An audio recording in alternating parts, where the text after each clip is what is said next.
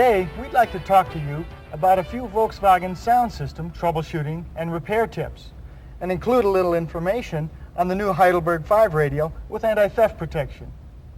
Sometimes, if a customer reports poor radio reception, the problem can be hard to track down. There are a few things I always do when I have a radio complaint. I always check the power and ground connections, the speaker connections, and the antenna lead. And if the radio doesn't play at all, I always check the fuse on the back of the radio. I even check this little DX button. What this feature does is helps improve the receptions when you're listening to stations that are broadcast far away. If you drive too close to a broadcasting station and you have the feature engaged, it can cause distortion. So I always engage it and release it to see if it makes a difference in my reception. The other thing you have to watch out for with these new Heidelberg 5s is this DX feature turns itself off every time you turn the radio off. When you turn the radio back on, if you're looking for the DX operation, you'll have to re-enter it manually. You mentioned checking the antenna. Why don't we do that? All right. Now, the first thing I check is to make sure that the antenna is mounted securely. That's because this washer underneath here is the ground for the antenna. If there's any rust or corrosion there, it could affect radio reception. Well, that makes sense. You know, another thing you want to look at with these new roof-mounted antennas is the amplifier. They have an amplifier mounted in the base of the antenna that receives power from that separate wire there. To test the operation of this amplifier, you can tune in a weak station, AM or FM, and then separate this wire here, the power supply wire. The radio reception should then become very poor, and then reconnect the wire. The reception should be restored back to its original quality. If this doesn't happen, then check the power supply to this wire with a test light. If it's okay, then the amplifier is probably bad and the antenna will have to be replaced. Another thing that we'd like to talk about today is this new Heidelberg 5 radio with the electronic locking circuit to deter radio theft.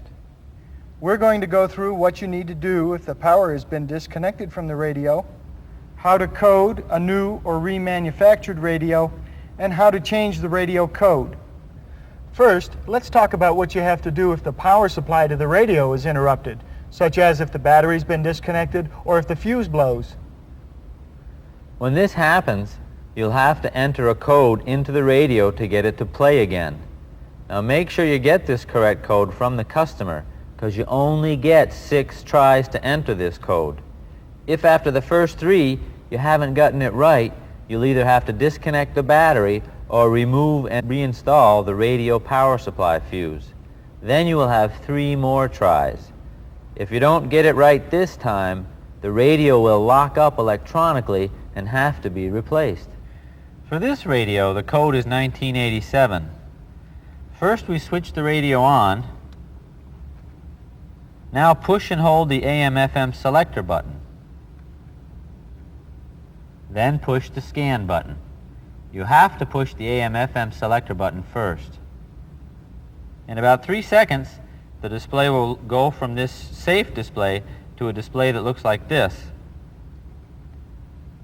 After you get the blank display, release the AM and FM and scan buttons. Now we're ready to enter a code in the radio. And in this case, it's 1987, although it really could be just about any number. Factory installed radios will have a code of 1111 installed in them, and the radios you get out of parts will not have any code in them at all and can be operated like a normal radio. Now let's get back to what we were doing. To enter the code of 1987, use the first 4 station buttons. Push button 1 once. Push button 2 9 times. Push button 3 8 times. And push button 4 7 times. The display will now show 1987. Once you've done this, first push the AM/FM button down and push the scan button. Hold the buttons for 3 seconds before you release them. If you've done everything correctly, the radio will play. The radio is now coded to 1987. If you input the code incorrectly, the display will show safe. You then have 2 more tries to enter the correct code. After that, you will have to remove and reinstall the fuse, and then you will have 3 more tries. Now let's talk about what you have to do to install a new or remanufactured radio. After the radio is installed, turn it on. The radio should work, but it will not be coded. To code the radio, push and hold the AM/FM button, and then push and hold the scan button for at least 3 seconds. The display should then show code, change to 1000, and then go blank. Now, enter the code your customer wants. Let's say 1345. Push button 1 1 time, push button 2 3 times, push button 3 4 times, and push button 4 5 times. The display will now read 1345.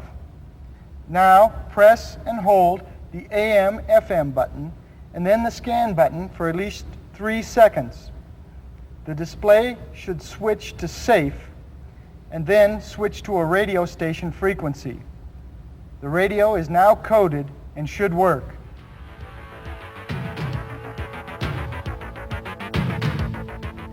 Now let's say the customer wants you to change their code. Here's what you do. First, switch the radio on. The radio should play and a radio station frequency number should be on the display window. Now push and hold the AM/FM button and push and hold the scan button. The display should change to safe before the display changes to read 1000, then goes blank. After the blank display has appeared, you're now ready to enter the original code of the radio. In our case, the code is 1987. So we'll push button 1 1 time, push button 2 9 times, push button 3 8 times, push button 4 7 times. The display should show 1987. Once we've entered the radio's current code, we'll push and hold the AM/FM button down and then push and hold the scan button for at least 3 seconds. The display should now change to code and then display a radio station frequency. The radio will now work, but is not theft protected. From this point, you can recode the radio like you would for a new or remanufactured radio. Remember, for the radio, check your connections, check your grounds, check your speaker connections, and don't forget the fuse in the back of the radio. For the antenna, check the grounds again, check the power to the amplifier if applicable, check the connections again, and check the routing of the wires. And when working with the new Heidelberg 5 radio, find out if the radio has been coded by the customer. If so, obtain the customer's code. Depress the AM/FM and scan buttons to show the display sequence. Enter the code using the first 4 program buttons, and depress the AM/FM and scan buttons again to log the code.